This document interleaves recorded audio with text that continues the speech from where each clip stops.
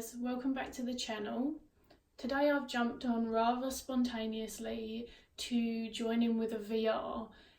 The wooden tarot review and stuff like that are still coming, but really I wanted to do this VR because I was watching the lovely Patsy from Two Paths Tarot, who is the creator of this tag, and the discussion of wanting to get and further that connection with community, and actually that she had created a tag before and it hadn't really been picked up. And I like supporting people in the community and getting involved, and I think that it's a really lovely way to branch out our connections, and often these tags that are created by people help me to find other people in the community as well. So I'm very grateful for them, and therefore I wanted to participate and join in. You can see down below the hashtag is called fortheloveofcards. It's 10 questions. I've probably answered some of these questions before, so for those of you who are going to know some of them, I apologise, but it's nice for those who don't know to come and watch, and it's just fun to get involved as well. So thank you, Patsy, for creating this. The first question is, what was your first deck? And many of you will know by now that my first deck was this Oracle, which is the gorgeous medicine cards, and was not really the beginning because my parents were the beginning, but this was really a big dive into my love of working with animal medicine and nature and just a really earthy practice in general. This is kind of where the card stuff really came into play with me, and I don't remember exactly the age that I got given this because I was so young, but I know that my mum had a copy of it before and I would use that, and I would watch her avidly use it as well. One of the things I'm not sure if I've shared when I was little is that my mum used to really be into journaling in a big way, not kind of the fancy art journaling that we see and enjoy, but just journaling, dreams, animal work, meditations, tarot readings. She had so many, and so I used to get out this and pull one for myself and read the book, and I'd see her pull cards and just write about them, so it was really fascinating as well. Question number 2 is favourite deck creator, and I've gone threefold here, which I appreciate wasn't the rules, but hear me out. This is the gorgeous Naked Heart Tarot, and this is created by the lovely Gillian Wilde. And when I think of favourite deck creator, Gillian is the first person that popped into my head. I consider Gillian a dear friend, a really loving, interactive member of the community, a very conscious creator. You know, when her first deck came against some manufacturing difficulties, Gillian really felt it emotionally. She really put herself out there. She was very transparent and genuine and just affectionate, and all of these really lovely qualities that for me just makes a wonderful human being in general as well. So I love Gillian, and therefore I love her deck, and I just think that she is a wonderful, amazing creator in our community. Then moving into specifics, if I was gonna go for my favourite deck creator in terms of artwork, Kim Cran's Be Still My Beating Heart. Ugh, man, this artwork, if I haven't said it already, which I'm pretty sure I have, just brings me hella joy. It's an art style similar-ish to one of my own when I was younger, although mine was nowhere near as amazing as this. And it's just art that I get. It makes so much sense to me. The use of colour is very specific, and if I could only look at one lot of artwork, then this would probably be the one. So this is her Wild Unknown Tarot. And finally, in terms of deck creators and writing, Lucy Cavendish knows how to write a book. This, as you can see, is the Oracle of the Shapeshifters. I really love it when she pairs up with Jasmine Beckett Griffith in particular, and I've got this deck and the vampire one. For me, Lucy really weaves you into the world, and it's almost story-like in the way that she discusses her decks. But at the same time, when I say story-like, it's coming from someone who's clearly very passionate and very involved in what they're writing about.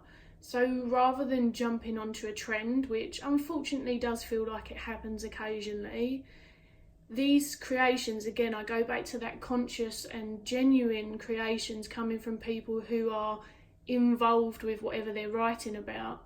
Brian Froud, the artwork ever so slightly missed out to Kim Cran's, but that deck creation is, you know, something that comes from his natural interests, and he works with the Fae. And with Lucy Cavendish, I find that all of the writing that I've read of her so far really syncs up with the way that she views the world and that she engages with whatever it is that she's talking about. So for me, that just adds a whole new layer to the deck.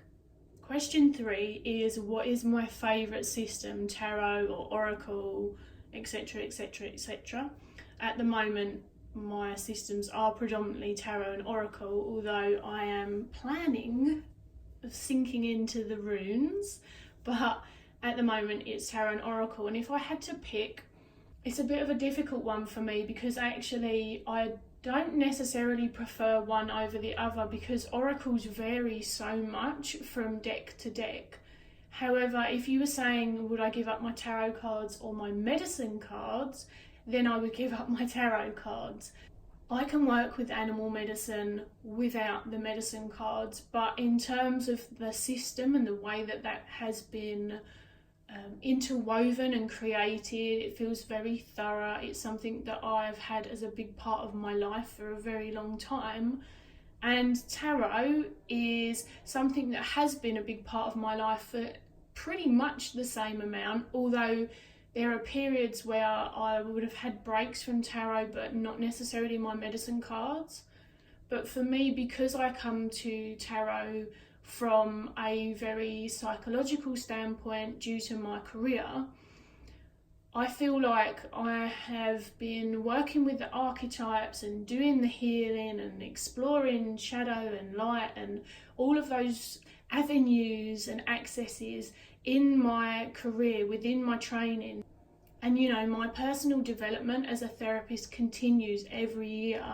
And so whilst I would miss the tarot, I feel like I have so much of that already at my access. And as I say, really, I could not have the medicine cards as well, but they are, you know, they're the favourite, so I'll go with them for this one. And we'll have a pause because there are jingly jangly bells coming past. Question 4 is favourite system within tarot. If I had to pick a system, then it would be Rider-Waite-Smith, because that is the one that I have the most knowledge, the most organic experience with, just based on the level of knowledge that I have of that system. I started out with non-traditional tarot decks, so I'm okay to come away from systems ever so slightly anyway. But Rider-Waite-Smith, despite my, I guess, it's not lack of appreciation, because I like some of Pixie's artwork, but just my lack of connection to the original Rider-Waite-Smith visually and the world that's depicted. Despite that, I'm actually incredibly thankful for the Rider-Waite-Smith, as I am the other systems. But in terms of my numerology use and things like that, they do come into play. I know very little about Thoth, so that one would be out already, but it would be Rider-Waite-Smith would be my homie, my main system. Question 5 is, what was the last deck I bought? And this is super new, so it's exciting. I actually have something to show. Not new to anyone else, I'm sure, but new to me. This is the Camelot Oracle, made by John Matthews, and the artwork is by Will Worthington. I was out on Monday of this week for my birthday, celebrating my birthday with my partner, and with my birthday cash in my pocket, burning a hole. And I went into this lovely little shop in the city and found this Camelot Oracle. And not only am I a big lover of Will Worthington's art, I actually really like John Matthews' writing style. He's another author that I really enjoy, his language and the picture that he paints. And to add another layer to this, I am obsessed with Merlin, Camelot. The Arthurian stories are now coming really into my being and something that I'm really enjoying at the moment.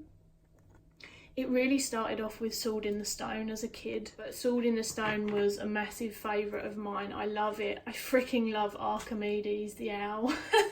I actually think that Disney film is hilarious. And then later in life with Merlin, and Once Upon a Time has a really interesting portrayal as well. That was a series of Merlin and Arthur. And all of this has now steamrolled into this really growing fascination and interest in the last year especially. So to find this deck snuggled away in there, I am besotted with it. I've done the first reading. It's got a bit of a system to it, as you can see.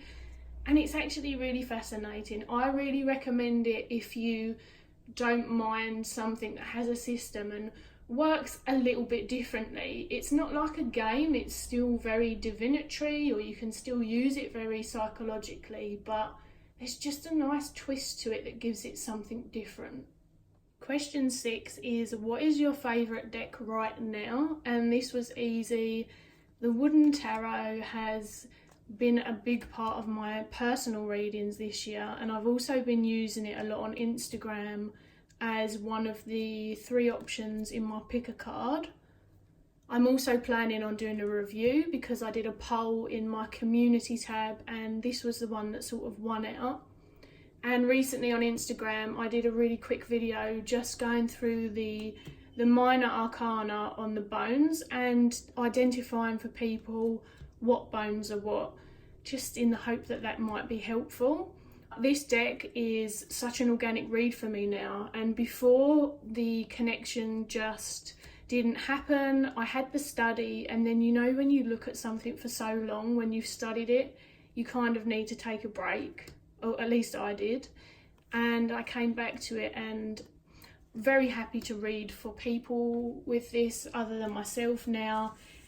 I actually really enjoy decks that hold a lot of space. I do have some busy artistic decks, but it does seem to be a common theme at the moment that there's more negative space, not necessarily just white space, but negative space, or the use of colours are maybe more muted or very specifically chosen. There's something about it that just seems to allow the story and the understanding and the cards to then build in my brain. Question 7 is, what is my favourite deck of all time? There are 2. You have already seen the medicine cards, so I won't show you them again. This is my Medicine Woman Tarot, which was actually my first ever tarot deck. It's very old and loved, and it has a gorgeous smell that must be a combination of various oils and incenses and stuff over the years that it's retained, and it smells and feels divine. This deck is so soft from use.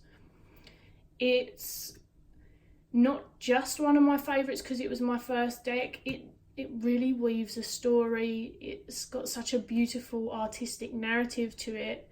It feels very natural, and it is kind of a little piece of home, if that makes sense. And I guess it connects me to a nostalgic period of time that had some nice bits in it when I was younger, because people may know that I'm estranged from my mother, and this was something that she gifted me, and whilst there are reasons that we're estranged, it's actually still really nice to have a little part of my childhood that speaks a lot to me and has those nice memories and emotions and attachments woven into it. Question 8 is, what deck would I love to own? There are probably a few, and I have to be honest, the reason that I keep lists on stuff like this is because my memory for that kind of thing isn't great at the moment. But the first person who pops into my mind, and so the one that I'm going to mention, is the lovely Chris-Anne, known on Instagram as Pixie, is it Curio? I feel like her Sacred Creators Oracle wouldn't just be good for the home business and kind of just keeping me interested in looking at developing areas of that, but also just sparking creativity as a whole. I think that the whole deck concept is really nice, and it might look simple, but actually it's something that would work quite well for me. I've seen snippets of the book and I love Chris-Anne's mind. And more so, along with, I am sure, a lot of people, I am watching people get their Lightseers and Muse tarot decks and just gushing over them. Initially I thought it would only be the Lightseers that I would like, and of course for those of us who don't get the indie copy, Hay House have picked it up and it will come out, I'd imagine, next year. When the Muse has been shown, and collage isn't my go-to, I have the Lioness Oracle Tarot, and surprisingly, because it sticks out quite sorely in comparison to the rest of my very earthy collection, I have the Star Child Tarot as well. They're really the only two decks like that I have. So the Muse Tarot, I didn't even pay enough attention to it, I feel. And I've seen it come out and I've watched videos and it speaks through the camera. It's incredibly beautiful and evocative, and one of the things that I really love is if I can sit with artwork and get a really visceral response, you know, when my intuition and my more analytical aspects of myself, they're both alight, you know, and sparking off of each other because the artwork is just speaking to you on that level. So yeah, any of her 3 decks, but I'd have to say at the moment the Muse Tarot really surprised me. And I'm a big lover of poetry. If you follow me on Instagram, I've written a lot of tarot related poetry and some animal medicine related poetry. Oh my gosh, if you haven't ever heard Chris-Anne read some of her poetry, treat yourself and listen, because she's just got a voice that lends itself to that anyway. Next is a deck you have but struggle with. I've tried to be inventive here to actually give you some form of an answer. Now, I'll be honest, when I struggle with decks, I have some time away from them, like the Wooden Tarot, and then I come back. If I'm still struggling with them and it's that there's no connection, or for whatever reason I just feel stunted reading them, they leave me. So the one that actually popped into my head I no longer have, but I do have a spare card from it, and I really love this card. I really love the artwork. And this is from the Spirit Song Tarot by Paulina Cassidy, who is a fabulous artist. I love her artwork. And look at this tiger. Honestly, owning this card makes me sad that I don't have the rest of the deck to look at. However, it went to someone who's going to use it, and it wasn't a working connection for me.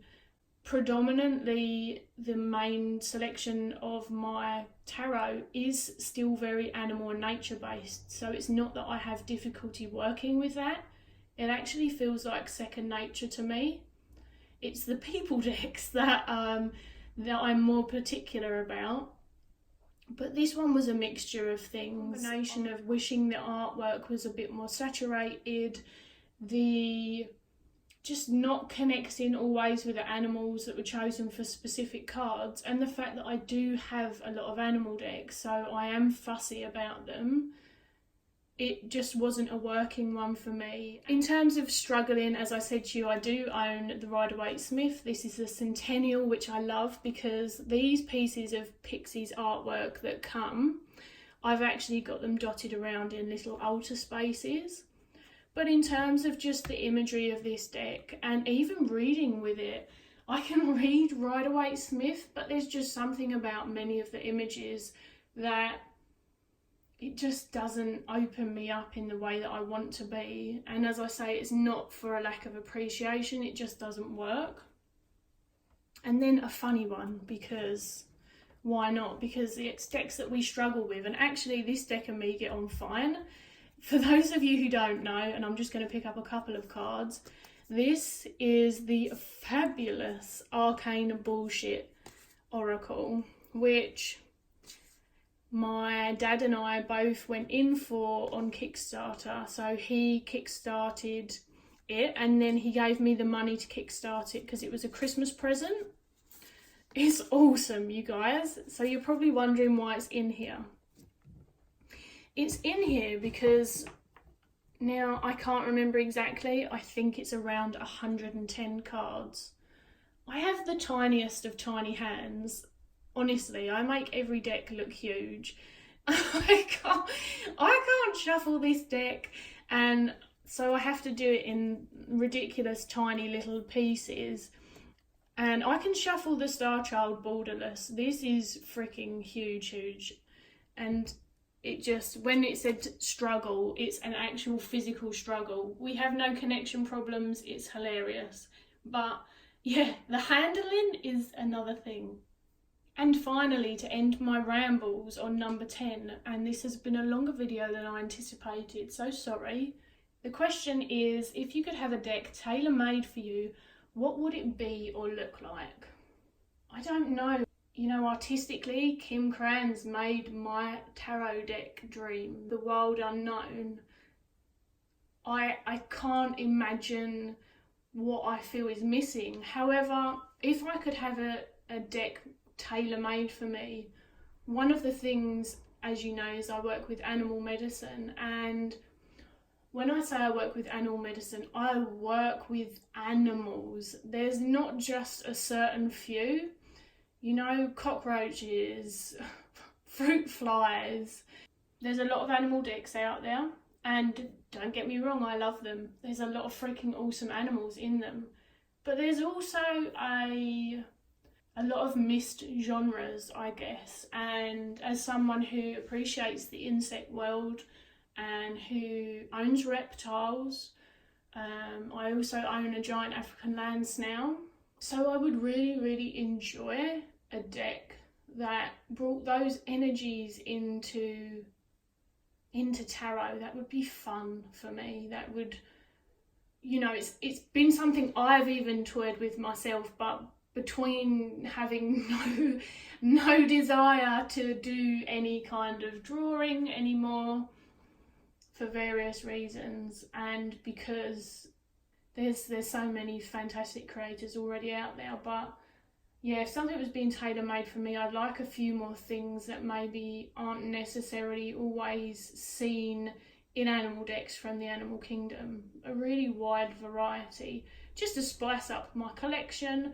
I work with these animals anyway, I don't need them on cards, but that would be awesome. That is my 10. Thank you if you made it all the way to the end with me. I do love a good ramble. Thank you again to Patsy of Two Paths Tarot for creating this. I will ping the questions and Patsy's video in the bar below, and I will catch you guys all again soon.